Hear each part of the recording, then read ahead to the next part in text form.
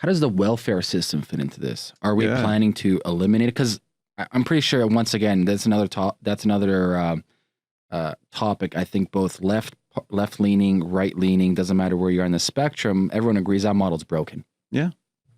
Okay. So where you stand on that also has to do with where you tend to stand politically.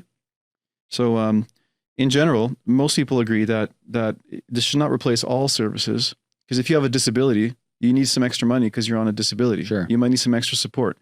If you have a mental illness, you need some extra support. It's not like you're going to fire all the social workers. Like some people just need some help to get through what they're getting through, and some people need help permanently. That's the whole point of disability insurance, that we could all get hurt. It could happen to any of us, right? This is for all of us, right? But what everyone agrees on both sides of the spectrum is that this is better than things that are very similar to just pure welfare payments, because it takes away the bureaucracy. It takes away the stigma. You don't have to wait in line for someone to say if you're worthy of help. You don't have to prove what you did to be worthy of that help. Like, this is something that we all just get because we're alive. It's just like you have access to roads and drinking water. You have access to money for basic needs. So there's no more stigma in it. No one has to feel like a criminal because they can't work. But what are modern day welfare? Like, for example, the reason why welfare is broken is incentive model is broken. So let's say you're like a struggling mother or father and you have 1 or 2 kids, right? And so there's the incentive is broken because it's like, okay, let's say if that individual makes X amount more, let's say 2K more than the threshold, he or she loses those benefits. Right. Why on earth then would that person work harder just to make the extra 2K when they're getting all these benefits? Right. So let's talk about that. So it's a perverse incentive now. In fact, I've heard stories of people who they want to do black market work under the table because they don't want to lose their benefits, right? Yeah, see? So basic income actually encourages work because you keep the money you have. And in the 2 methods of basic income I mentioned, in the negative income tax method, you start to lose it slowly as your income grows. So you're still better off working. Like if maybe you have a job for like, you make 25,000 a year, maybe instead of having your full BI of like 18,000 a year, you only get an extra 10. So, but you're still better off with 10 more, right? Or in the dividend approach, very interesting. And Andrew Yang has been critiqued by people on the far left that, hey, why are you saying that you can choose $1,000 a month if you're better off than your current support systems? Well, an interesting point is that, okay, well, maybe $1,000 a month might be less than what someone might be getting now, but if they work, they lose everything they're getting, versus if they work and they can keep $1,000 a month, it encourages you to work. Yes. So the dividend approach fundamentally incentivizes work. And that's what people who think that people are lazy will stay at home, they're just wrong. Because like there's no evidence people don't work. From, again, 105,000 people were in clinical trials already. And who doesn't want more money? And if someone like absolutely just doesn't want to work for some reason, that's probably like such a small fraction of the population that to demonize this policy that would do so well for so many people, just because of that that's just like illogical. Charlie Munger has a good saying, show me the incentive, I'll show you the outcome. And so like, ideally we would then replace the modern welfare system with like a UBI system slowly. Yeah. So again, both sides agree that replacing a lot of the system, at least the parts that are most similar to what the cash would do, is good. But then you have the extremes, like people extreme right, like Charles Murray would do away with absolutely everything. And then people on the extreme left, I mean, there's certain programs that they would maintain. I mean, nobody wants to end, again, funding for mental health. CAMH in Toronto, like what does that have to do with UBI, right? Like probably less people would go because they're less stressed. But we need to maintain support for disability. We need to maintain support for like certain interventions that are required by society. Now, I'm not an expert in these things, so I can't tell you which they are.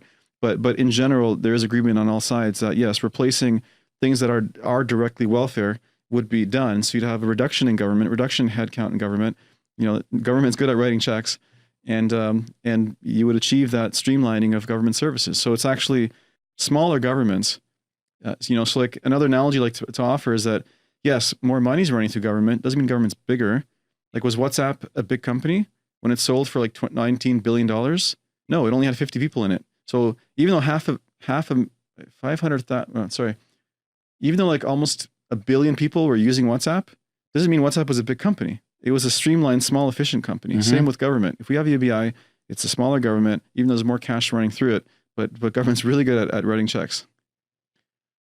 Would this be a federally run program? This wouldn't go province to province? Well, ideally, it would be federal, but it depends. I mean, Canada's healthcare system initially was championed. I think it was in Manitoba, and then eventually other provinces wanted to adopt it, and then it was adopted federally. So there might be one smart, bold province that does it first, and then everyone else is going to see the economic gains from that. Like, shit, we should do this everywhere. What are we waiting for? I think if Canada does it first, I think the world will follow. And so, because I know you're running a bunch of initiatives right now. Yeah. To push this. In your mind, what would you say is the next initial steps that you need to take for this to actually become a reality? Me personally, or like Canadians? Yeah. No, you. You speak on behalf of you. So what I'm doing now is I'm really grateful. Like my business is doing quite well. It's I have more time now in addition to that to work on this activism stuff. So I mean, the unique take that I'm taking now is anything that pushes the economic narratives around it, because everyone understands the social narratives. We understand that people will be healthier. We understand that child success rates will improve, better graduation rates, less mental health improvements. Everyone knows those things, the impacts of poverty. The fact that solving poverty will actually save a lot of money for the government too, in terms of reduced crime, and in terms of like a lot of things like that. Sorry. So my focus is making the case that it's also good for the economy, because if people understand that, I think it'll face less resistance in the federal 2024 elections and any provincial elections before that. So the group that we're organizing is organizing like funding and organizing marketing and press PR and social media influencer campaigns around things that will push these economic narratives. So the first example was last week. I mentioned earlier, the Canadian Centre of Economic Analysis put out a paper about the economic impact of the Canada Child Benefit. So my team went to work with a social media campaign, like spreading that idea. We had an amazing video that summarized the key points. We made resources available for the press to ask questions. So we have ideas to do more things like that. Last year we launched the CEOs for basic income, again, to provide the people to actually show Canadians that in fact there is business support for this. Because if all they hear from is special interest groups saying like low tax, low tax, low tax, they think that's what the business community wants. No, that's what special interest groups whose mandate is that will say. So I want to show that in fact, in my own experience, like there's overwhelming support in the business community for basic income. Like all the private founder people that we hang out with, like 4/5 of them immediately said they'd sign the letter because they want to see a Canada without poverty. They want to see like us have UBI. So I just organized a letter to get 120 CEOs to sign it. And there it is. It's online right now. CEOs for basic income.ca. So we'll be doing more with that group, trying to expand it out, maybe get to 300 CEOs, maybe get to 1,000. So I'm personally focused on, again, more campaigns that will make people understand that basic income is not about welfare. It's not only about ending poverty. It's about evolving our economic system to its potential.